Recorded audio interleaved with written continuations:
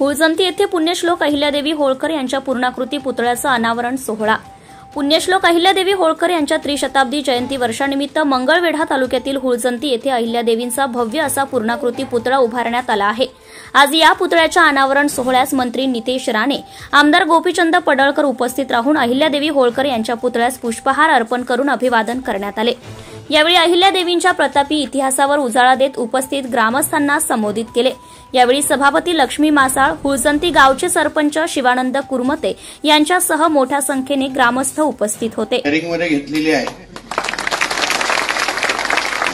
ते आमचे सहकारी मित्र गोपीचंद पडळकरजी, मंचावर उपस्थित असलेले या गावाचे सरपंच कुरमुतेजी, सन्मान्य सुधाकर मासाळजी, सन्मान्य शिवाजी पटापजी, उपस्थित असलेले सन्मान्य आदरणीय महाराज, मंचावर उपस्थित असलेले भारतीय जनता पक्षाचे सर्व प्रमुख मान्यवर, उपस्थित असलेले या गावातले सर्व वडीलधारी मंडळी, बंधू भगिनीनो आणि माझे सर्व तरुण मित्रांनो, सर्वात प्रथम ज्यांच्या आमच्या अगोदर दोन आमच्या ताईंचं भाषण होणार होतं, पण मला आज 6 वाजता सोलापूरच्या विमानतळावरून टेक ऑफ घ्यायलाच लागेल, कारण त्याच्यानंतर नाईट लँडिंग नसल्यामुळे मला ती संधी भेटणार नाही आणि रात्री 8 वाजता मला मुंबईच्या एका वृत्तपत्राच्या कार्यक्रमामध्ये पोहोचायला लागत असल्यामुळे मी आयोजकांना विनंती केली की मला आणि गोपीचंद पडळकरजींना बोलण्याची अगोदर संधी द्यावी आणि म्हणून त्या आमच्या दोन्ही ताईंचं मी मनापासून तुमचे दिलगिरी व्यक्त करतो। आज जो हा कार्यक्रम आपण ज्याच्या निमित्त आज आपण इथे जमलेलो आहे, पुण्यश्लोक अहिल्यादेवी होळकरांच्या जो भव्य असा पुतळा आज इथे उभारलेला आहे आणि त्याचं पूजन करण्यासाठी आणि त्याचं दर्शन घेण्यासाठी मी आणि पडळकरजी इथे उपस्थित आहोत। आता जसं त्यांनी उल्लेख केला,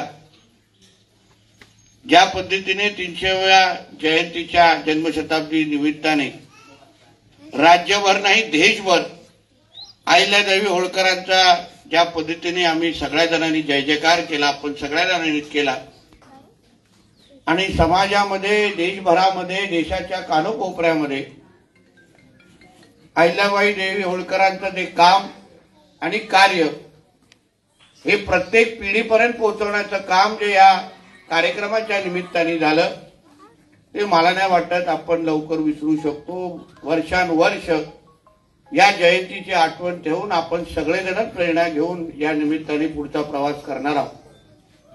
आज जो हा कार्यक्रम आमच्या पडळकरजींच्या आग्रहाखातीर मी आवर्जून उपस्थित आहे, याच्यानंतर आमच्या भारतीय जनता पक्षाचा मेळावा आहे, पण कार्यक्रमाच्या निमित्ताने पडळकरजी असतील किंवा त्या अगोदर ज्या मान्यवरांनी राज्य सरकारकडे काही मागण्या आणि अपेक्षा व्यक्त केलेल्या आहेत, तसं मी मंत्री असलो तरी माझ्या एवढंच आमच्या पडळकरजींचं वजन आहे आणि त्याच्यामध्ये वजनामध्ये काही फरक नाही, म्हणून त्यांनी सांगणं आणि मी सांगणं, आम्ही एकत्र पद्धतीने ज्या कामाच्या आपण अपेक्षा ह्या धर्मस्थळाबद्दल केलेली असेल किंवा एक वन खात्याच्या जमिनी संदर्भात आपण जी मागणी केलेली आहे, माझ्या मंत्रिमंडळामध्ये आमचे गणेश नाईक साहेब जे वनमंत्री आहेत तेही माझ्या बरोबर बसतात।